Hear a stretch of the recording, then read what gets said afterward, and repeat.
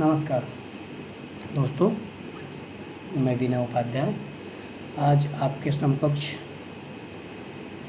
जो विषय रखने जा रहा हूँ हिंदी साहित्य का आदिकाल के बारे में आज हम पढ़ेंगे, जो कि नेट के हिसाब से या फिर अन्य बीए जो स्नातक और स्नातकोत्तर में भी जो हिंदी जिनका विषय रहता है उसमें ये सब पढ़ाया जाता है। खासकर स्नातकोत्तर में, स्नातक में भी बहुत जगह आदिकाल भी है और उसमें आदिकाल के बाद भक्तिकाल, रीतिकाल और रीतिकाल तक है।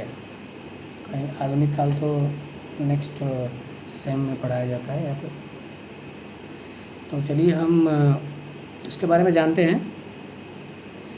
सर्वप्रथम हम नामकरण के बारे में जान लेते हैं कि आदिकाल का नाम किन किन लेखकों ने, किन किन साहित्यकारों ने किन नामों से अभिहित किया है। सर्वप्रथम हम देखेंगे, खाना ज़्यादा हो गया आज। सर्वप्रथम हम देखेंगे आचार्य रामचंद्र शुक्ल जो है वो आदिकाल को वीर गाथा काल के नाम से अभिहित करते हैं। वहीं जॉर्ज ग्रियर्सन को अगर हम देखें तो जॉर्ज ग्रियर्सन जो है वो आदिकाल को चारण काल के नाम से पुकारते हैं, संबोधित करते हैं।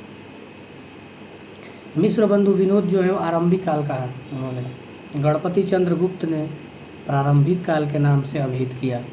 वहीं हम देखें अगर अपने राहुल सांकृत्यायन जी, जिन्हें घुमक्कड़ कवि के रूप में, घुमक्कड़ साहित्यकार के रूप में जाना जाता है, तो उन्होंने सिद्ध सामंत काल के नाम से आदिकाल को अभिहित किया।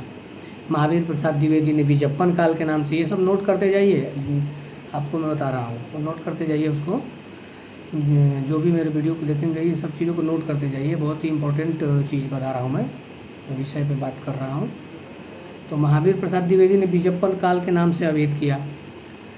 डॉक्टर बच्चन सिंह और धीरेन्द्र जो वर्मा हैं, उन्होंने, उनकी मिलती जुलती सोच रही है। उन्होंने क्या कहा, उन्होंने अपभ्रंश काल कहा, क्योंकि कहीं ना कहीं इस काल के जो प्रारंभिक जो रचनाएं रही हैं वो अपभ्रंश से संबंधित या अपभ्रंश से प्रभावित रही हैं। कह सकते हैं कि अपभ्रंश से प्रभावित हमें रचनाएं देखने को मिलती है, चाहे वो पुष्पदंत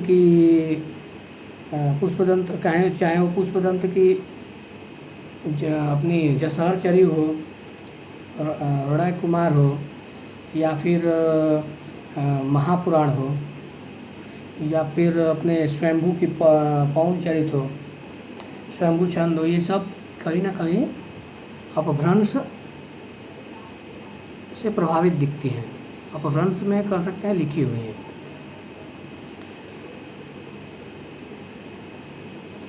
तो हम देखते हैं कि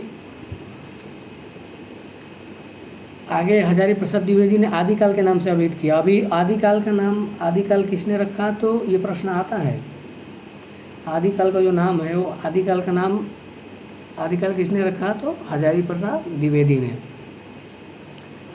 उसके बाद फिर विश्वनाथ प्रसाद ने वीर काल कहा, रामचंद्र शुक्ल ने वीर गाथा काल कहा।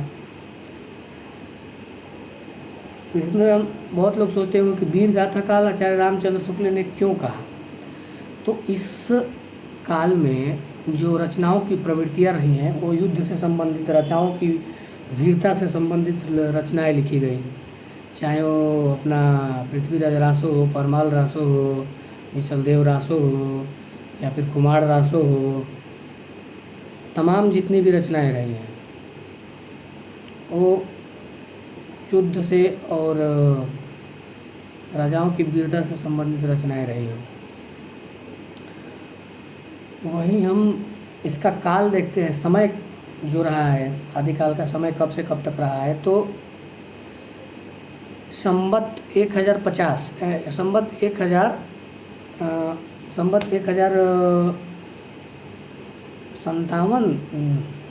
1000, संवत 1000 क्या है, संवत 1000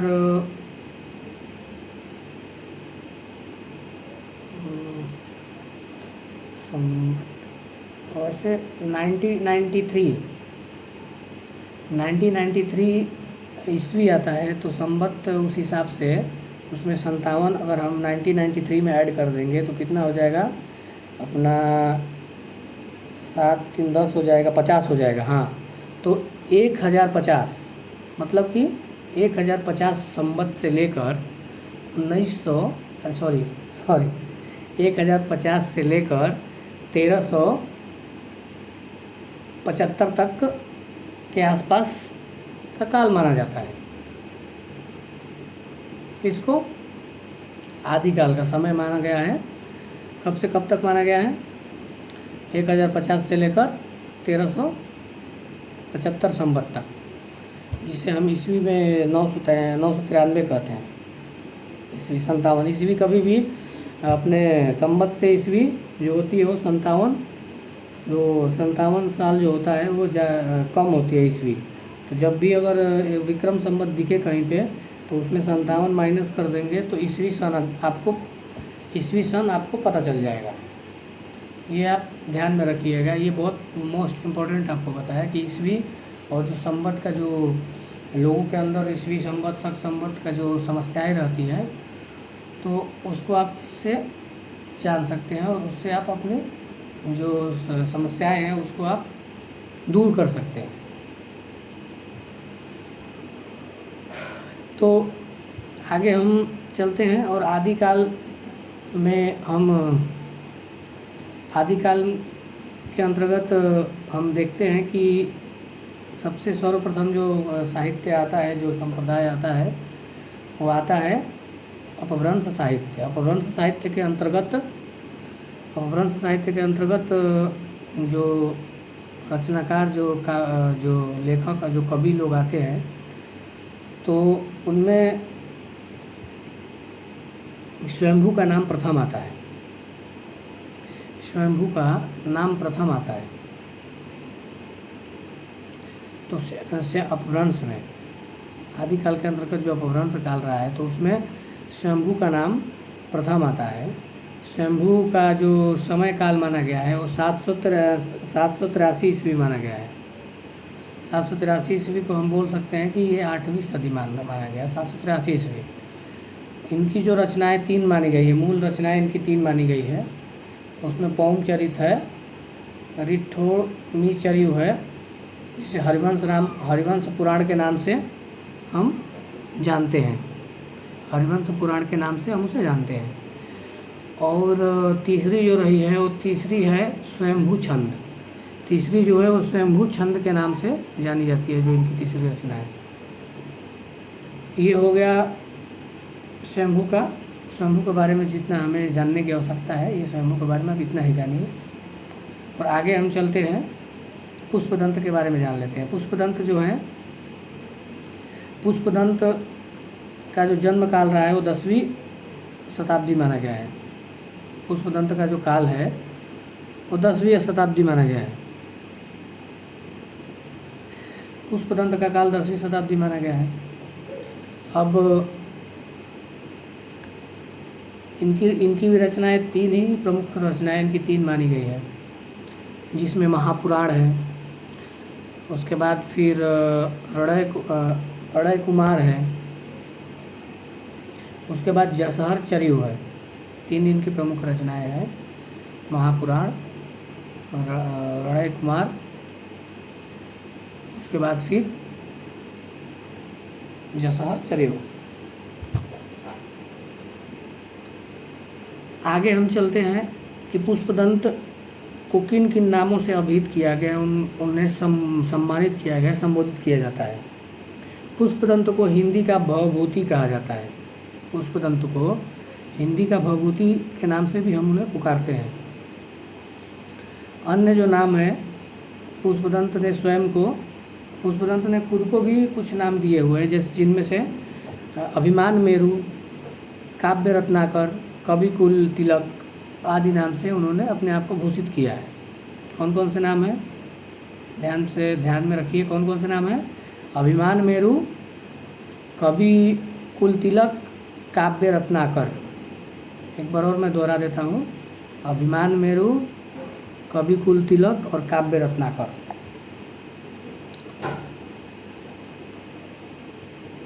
अब हम चलते हैं तीसरे जो कवि रहे हैं अपभ्रंश के,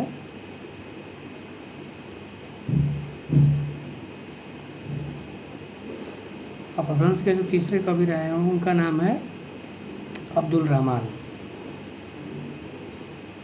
अब्दुल रहमान से पहले हम धनपाल के बारे में पढ़ लेते हैं, जिनका भविष्यत कहा एक ही रचना मानी जाती है, जो प्रमुख रचना उनकी भविष्यत कहा है अब्दुल रहमान की। तो अब्दुल रहमान की जो कि हृदय की स्थितियों का चित्रण करता है, विभिन्न अवस्थाओं में जो हृदय की जो स्थितियाँ रहती हैं, हृदय जो भाव को महसूस करता है, तो उन स्थितियों में हृदय की गति, हृदय की अवस्था क्या रहती है, उसका चित्रण हम देखेंगे भविष्यत कहा में, जो कि धनपाल की लिखी हुई रचना है। धनपाल भी 10वीं सदी के ही रचनाकार कवि माने जाते हैं। आगे हम चलते हैं अब्दुल रहमान। बहुत ही सुंदर और बोल सकते हैं कि वियोगी कवि के रूप में, या फिर बोलेंगे कि नक्सिख जो वर्णन अब्दुल रहमान में देखने को मिलता है। उसके बाद फिर 12 मासा का जो वर्णन है, तो अब्दुल रहमान की जो ये रचना है संदेश रासक, उसमें देखने को मिलता है। एक विक्रमपुर की जो वियोगिनी रहती है, उसके विरह का जो वर्णन उन्होंने किया है, कितना सुंदर उन्होंने वर्णन किया है अपनी इस रचना में। जब आप पढ़ेंगे तो आपको खुद ही इसका मतलब इसकी जो श्रेष्ठता है उसका भास हो जाएगा। अब्दुल रहमान का जो समय काल रहा है, जो जन्म से लेकर जो उनका समय काल रहा है, वो 12वीं से 13वीं सदी माना गया है। अब्दुल रहमान का जो समय काल है वो 12वीं से 13वीं शताब्दी के बीच का माना गया है। इनकी रचना है संदेश रासक। ये तो आपके ध्यान में आप लोगों के आ गया होगा कि इसकी जो रचना है वो संदेश रासक है, जो कि विक्रमपुर की एक जो वियोगिनी है, जो अपने प्रेमी के वियोग में तड़प रही है, उसके विरह का जो चित्रण इन्होंने किया है वह बहुत ही अद्भुत है। और इसमें जब आप ध्यान में रखिएगा, जब भी विरह का चित्रण होता है और जब भी वियोगिनी और उसके विरह का जब चित्रण होता है, तो उसमें हमेशा 12 मासाओं का वर्णन होता है। 12 महीनों का वर्णन उसमें निश्चित रूप से रहता ही रहता है। और 12वें महीने में वियोगिनी या वियोगी किस प्रकार से हर महीने में वह अपनी पीड़ा और दर्द को व्यक्त करता है, उसका चित्रण उसमें आपको दिखाई देता है। अब हम चलते हैं जिनदत्त सूरी, जो कि 12वीं सदी, इनका भी जन्मकाल 12वीं सदी माना गया है। इनकी जो रचना है वो उपदेश रसायन, जिनदत्त सूरी, उपदेश रसायन। यह नृत्य और गीत काव्य से संबंधित है।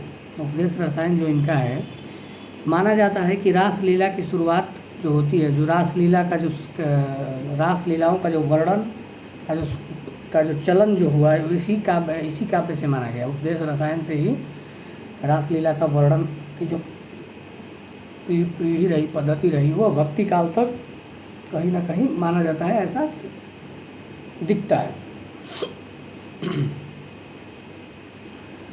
अब हम चलते हैं जोइंदू कवि के पास। जोइंदू कवि की भी 2 रचनाएं हैं, परमात्मा प्रकाश और योग सागर। कौन कौन सी रचनाएं हैं? परमात्मा प्रकाश और योग सागर, इनकी 2 रचनाएं मानी गई हैं जोइंदू कवि की। दोहा काव्य परंपरा की शुरुआत भी इन्हीं के द्वारा मानी जाती है। जोइंदू कवि के द्वारा ही दोहा काव्य परंपरा की शुरुआत मानी गई है। क्या मानी गई है? दोहा काव्य परंपरा की शुरुआत जो है वो जोइंदू कवि के द्वारा मानी गई है। इनकी रचनाएं कौन कौन सी है? परमात्मा प्रकाश, योग सागर। परमात्मा प्रकाश, योग सागर क्या है? परमात्मा प्रकाश और योग सागर।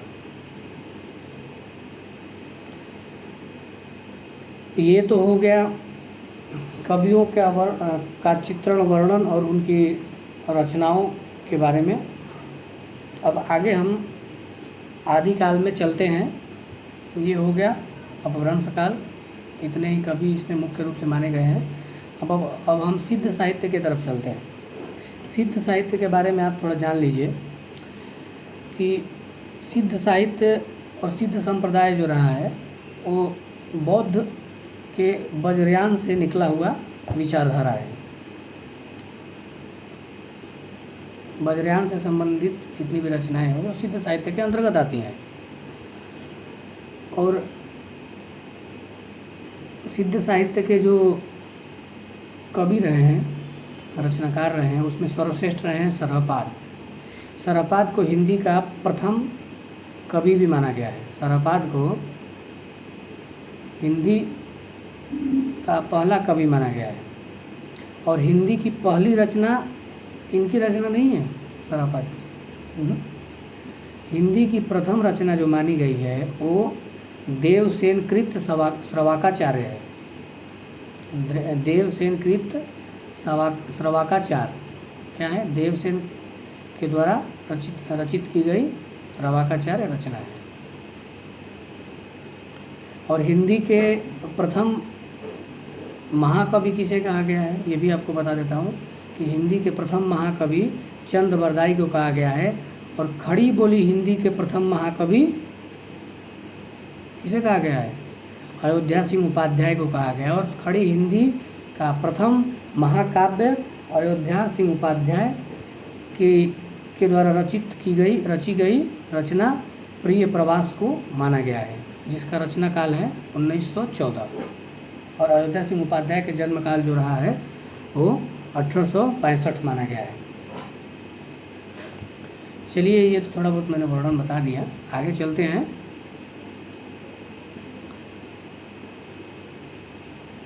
आगे हम चलते हैं सिद्ध साहित्य की तरफ। सरहपाद के बारे में हम बात कर रहे थे कि सरहपाद जो थे वो मूल रूप से जातीय से ब्राह्मण थे। और इनका जो जन्म काल माना गया है वो 769 ईस्वी माना गया है, 769 माना गया है। इनके द्वारा लिखे गए 32 ग्रंथ बताए गए हैं कि इनके द्वारा जो 32 ग्रंथ इनके द्वारा बताए गए हैं सरहपाद के द्वारा। सरहपाद के ही शिष्य रहे हैं सब्रपाद। सरहपाद के ही शिष्य रहे हैं सब्रपाद। ये जितने भी रहे हैं ना, जितने सिद्ध साहित्य का मतलब ये पा आखिरी में मतलब पा रहेगा, मतलब उनके नाम में के अंत में जो प्रत्यय जो जुड़ा रहेगा वो पा रहेगा। ज़्यादातर जो रहे उनके प्रत्यय के रूप में जो जुड़ा हुआ है वो पा है। तो सब्रपा जो है वो क्षत्रिय, मूल रूप से क्षत्रिय थे। और उनके गुरु का नाम था सरहपाद, जो इससे पहले हम लोग उसके बारे में पढ़ा। अब जो सरहपाद जो है, तो सरहपाद का जो जन्म है 780 ईस्वी माना गया है। सरहपाद का जो जन्म है वो 780 ईस्वी है। इनके गुरु का नाम सरहपाद है। सब्रपा का जन्म 780। इनकी एक रचना का जो उल्लेख हुआ है वो रचना है चर्यापद। क्या है? चर्यापद। अब हम चलते हैं लुइपा की तरफ। लुइपा मूल रूप से कायस्थ परिवार के थे। ये सिद्ध साहित्यों में सबसे माना जाता है कि सबसे बुद्धिमान, सबसे पढ़े लिखे व्यक्ति सरहपाद को ही माना गया, लुइपा को ही माना गया है। इनका जो जन्म काल है 773 ईस्वी है। गुरु का नाम सब्रपा है। आगे हम देखते हैं डोम्बिपा। ये भी क्षत्रिय हैं। इनका जो रचना काल जो है 840 है, जन्म काल 840 है। गुरु का नाम विरूपा है।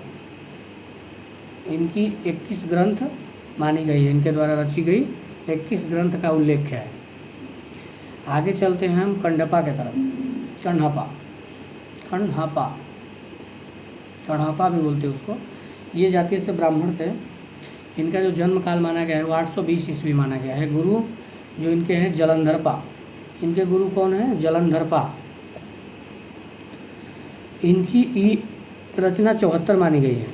ये सिद्धों में सबसे ज़्यादा रचना लिखने का इनके पास मतलब इनको सम्मान प्राप्त है, या फिर इनको माना गया है कि सबसे ज़्यादा रचना इन्होंने ही लिखा है। 74 मतलब 74 रचनाएं इन्होंने लिखी है। अब कुकुरिप्पा हैं। कुकुरिप्पा ब्राह्मण थे। इनके भी गुरु का नाम चरपटिया है। चरपटिया। इनके टोटल ग्रंथ 11 माने गए हैं। चरपटिया जिनका जो ग्रंथ है वो 11 माना गया है। ठीक है।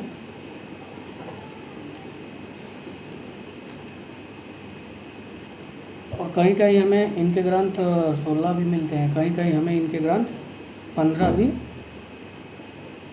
किसी किसी किताब में मिलते हैं। तो ये रहा सिद्ध साहित्य। सिद्ध साहित्य के अंतर्गत ये रचना यही का मतलब सभी लोगों का वर्णन चित्रण हुआ है। सरहपाद, सब्रपा, लुईपा, उसके बाद फिर डोम्बीपा, खंडपा, उसके बाद फिर कुकुरीपा। अब आगे चलते हैं हम। आगे हम जब चलते हैं देखते हैं कि जैन साहित्य की तरफ। सिद्ध साहित्य से के बाद हम थोड़ा सा नाथ साहित्य के बारे में जान लेते हैं। नाथ साहित्य जो है वो इसके जो मुख्य जो कवि हैं या फिर संत जो माने जाते हैं नाथ साहित्य में, उनको हम मच्छिंद्रनाथ कहते हैं। मच्छिंद्रनाथ जो कि गोरखनाथ के गुरु माने जाते हैं। वैसे नाथ संप्रदाय का प्रवर्तक माना गया है, मूल रूप से जो प्रवर्तक अपने गोरखनाथ को ही माना जाता है, लेकिन मच्छिंद्रनाथ इनके गुरु थे तो उनको भी बहुत लोगों ने श्रेय दिया है। और ये भी ध्यान में रखना है कि सिद्धों के अंतिम जो सिद्ध जो माने गए हैं, सिद्धों के अंतिम जो गुरु हैं, जो सिद्ध हैं, वो मच्छिंद्रनाथ को ही माना गया है। और मच्छिंद्रनाथ जो है इकलौते ऐसे सिद्ध रहे हैं जो नाथ भी हैं। पहले सिद्ध थे, बाद में नाथ संप्रदाय में जुड़ गए। तो और कहीं ना कहीं नाथ संप्रदाय का जो उद्भव हुआ, जो नाथ संप्रदाय जैसी विचारधारा का जो उद्गम हुआ, वो कहीं ना कहीं सिद्ध साहित्य और सिद्ध जो कवि रहे हैं, जो संत रहे हैं, विचारक रहे हैं, उनके विरोध में ही हुआ है, उनके विचारों के विरोध में हुआ है। क्योंकि वो नारी सुख और भोग विलासिता को ईश्वर प्राप्ति का साधन मानते थे, जिसे महासुख कहते थे। तो इसके विरोध में नाथ साहित्य के संतों जो भी थे, नाथ संप्रदाय के जो लोग थे, उन्होंने हठ योग की शुरुआत की। हठ योग से वो ईश्वर की प्राप्ति करते थे। और कहीं ना कहीं नारी विरोध भी इनके अंदर देखने को मिलता है, स्त्री विरोध। कहीं ना कहीं आम बात है भाई। इससे पहले जितने भी रहे वो हर जगह स्त्री सुख वो स्त्री सुख को और भोग विलासिता को ही वो ईश्वर प्राप्ति समझते थे। मोह माया जितने भी ये संसारिक जो सुख है उसको ईश्वर प्राप्ति का साधन मानते थे। तो कहीं ना कहीं इससे एक उसके विरोध में विचार तो उत्पन्न होना ही था, क्योंकि अंधविश्वासिता ज़्यादा बढ़ती जा रही थी इसमें कहीं ना कहीं। क्योंकि कहीं ना कहीं देखने को मिलता है कि गौतम बुद्ध का जो विचार है उससे ये लोग भटकते हुए दिखाई दे रहे थे। तो उस विचारधारा को रोकने का कार्य अगर कहा जाए तो किसी ने किया, तो नाथ संतों ने किया। नाथ संप्रदाय के जो संत थे उन्होंने किया। अब उसमें गोरखनाथ और मच्छिंद्रनाथ का चित्रण होता है। और नाथ साहित्य के जो आदि गुरु माने जाते हैं, भगवान शंकर को माना गया है आदि गुरु रुद्र के रूप में उन्हें अभिहित किया जाता है, अलख निरंजन के रूप में उन्हें अभिहित किया जाता है। किसको? अपने नाथ संप्रदाय के। अब देखिए हम लोगों ने सिद्ध साहित्य पढ़ लिया। अब सिद्ध साहित्य के बाद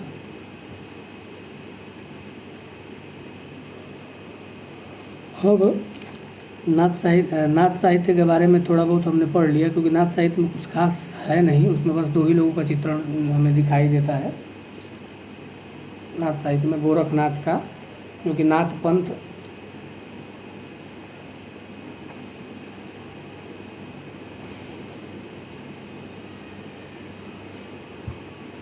जो कि हमें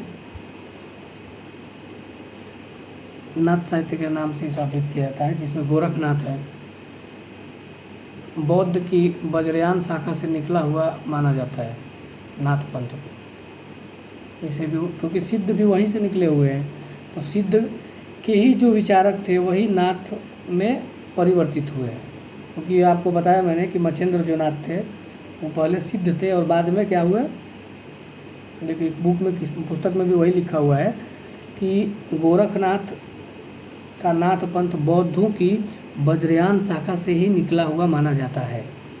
तो मैंने पहले बताया था आपको कि सिद्ध जो आखिरी के जो सिद्ध रहे वो नाथ में भी परिवर्तित हुए हैं, जिसमें मच्छिंद्र नाथ प्रमुख रहे हैं और उनके शिष्य हैं गोरखनाथ।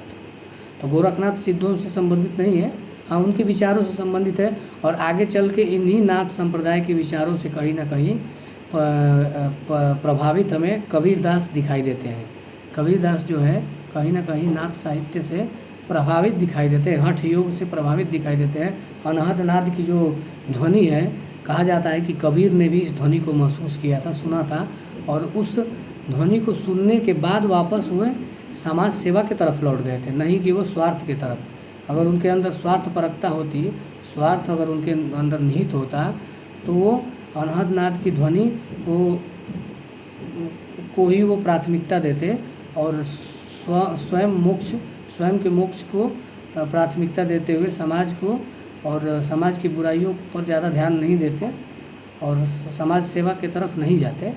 अगर वो स्वार्थ निहित रूप से अगर विचार उनके होते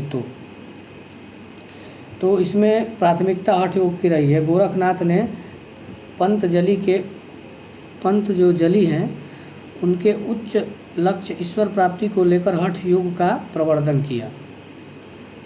सिद्धों की वाम मार्गी भोग प्रधान साधना की प्रतिक्रिया के रूप में, उसके विरोध के रूप में आदिकाल में नाथ पंथियों का हठ योग साधना आरंभ हुआ।